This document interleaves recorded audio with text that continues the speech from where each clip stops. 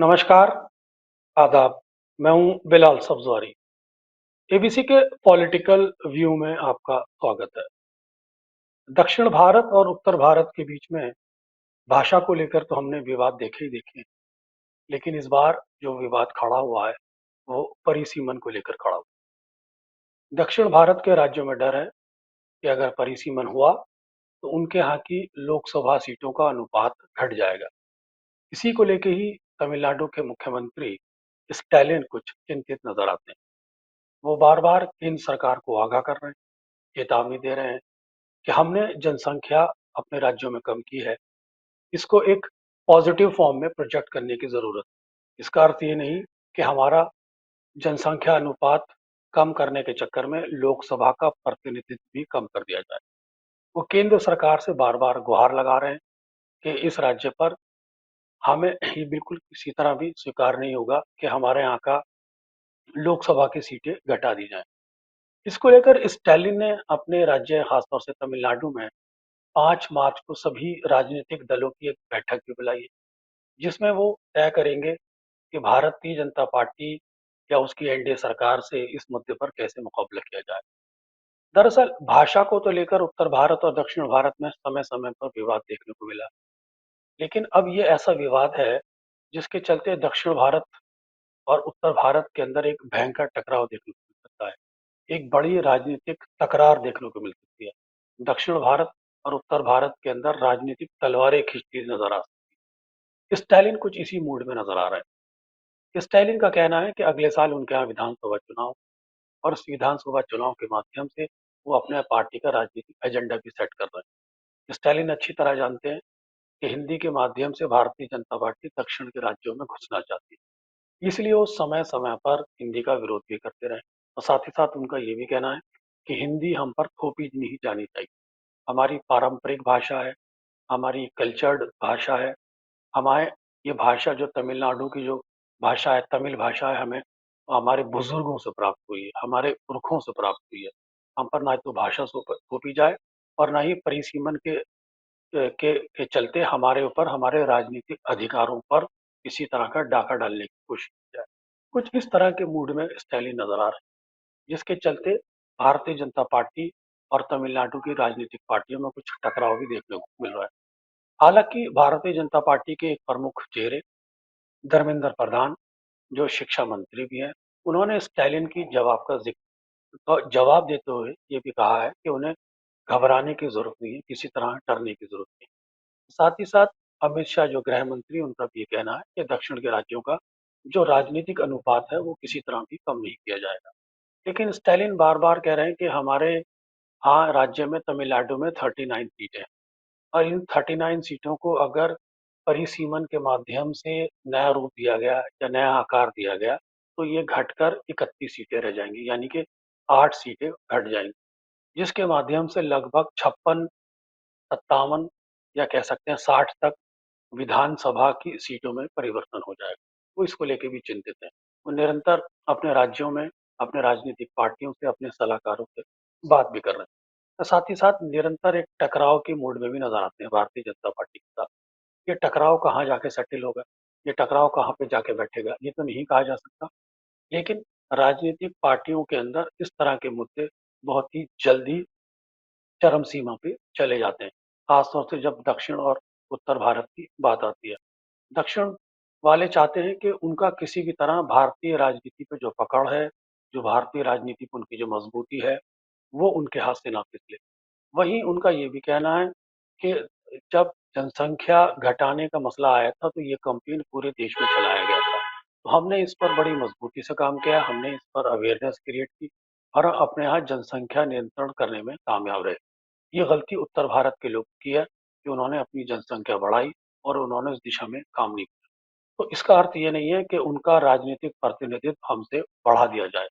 उनका इशारा साफ था कि उत्तर प्रदेश के अंदर या उत्तराखंड के अंदर जिस तरह से 25 एक करोड़ की लगभग आबादी है, तो उत्तर प्रदेश में ही 80 सीटें हैं और 7 सीटें या 5 सीटें उत्तराखंड में भी हैं।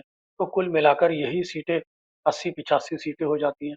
वहीं उनका ये भी कहना था कि जैसे तमिलनाडु के अंदर 39 सीटें हैं, केरल के अंदर 20 सीटें हैं, कर्नाटक के अंदर 28 सीटें हैं, आंध्रा में 21 सीटें हैं और तमिलनाडु में आई मीन तेलंगाना में 19 सीटें। तो ये कुल मिलाकर 129 सीटें हो जाती हैं।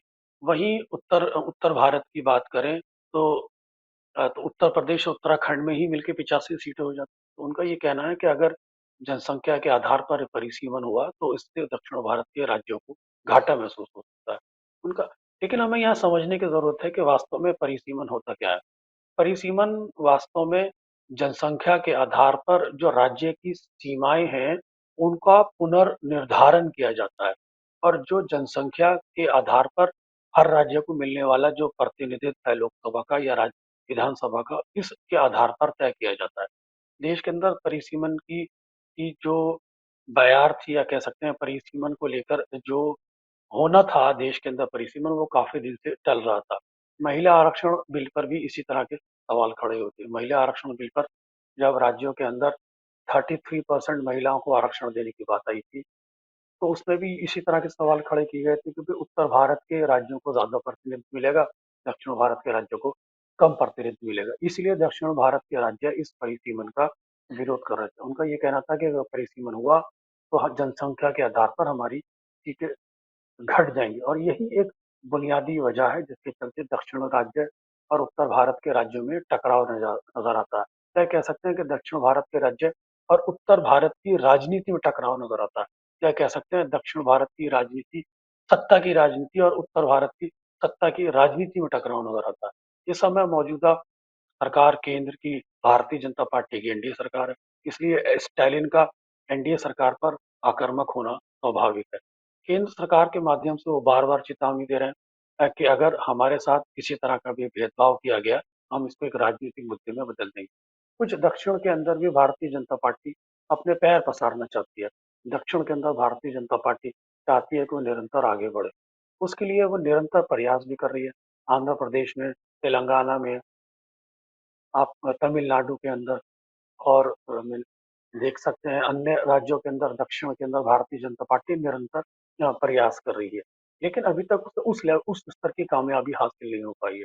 तो दक्षिण भारत के राज्य समय-समय पर भारतीय जनता पार्टी से जहाँ तमिलनाडु के अंदर हिंदी भाषा पे टकराते नज़र आए हैं, अब वो दक्षिण भारत की राजनीतिक पार्टियाँ अब केंद्र की भारतीय जनता पार्टी से परिसीमन के आधार पर भी टकराती हुई नजर आती है। हालांकि कांग्रेस पार्टी अभी बहुत इस मामले में बहुत खामोश है। कांग्रेस पार्टी का अभी इस संबंध में कोई आधिकारिक रूप से बयान नहीं आया। उसका कहना ये बिल्कुल भी नहीं है कि परिसीमन सही है या गलत है। कांग्रेस पार्टी खामोश बैठी है।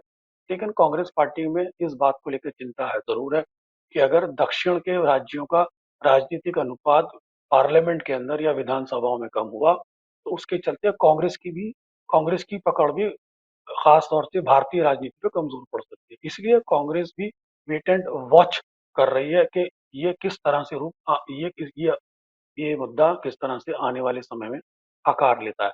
लेकिन परिसीमन का मुद्दा इतना महत्वपूर्ण मुद्दा है कि अगर मान लीजिए दक्षिण भारत की राज्य की 20, 30, 40 सीटें भी घट जाती हैं इस अनुपात में, तो दक्षिण भारत के हाथ से देश की राजनीति निकल जाएगी और पूरी तरह उत्तर भारत की राजनीति का जो दबदबा है भारतीय राजनीति पे कायम हो जाएगा। इसी को लेकर दक्षिण भारत की राजनीतिक पार्टियां डरी हुई हैं, सहमी हुई हैं और उसे एक राजनीतिक मुद्दा बनाना चाहती हैं।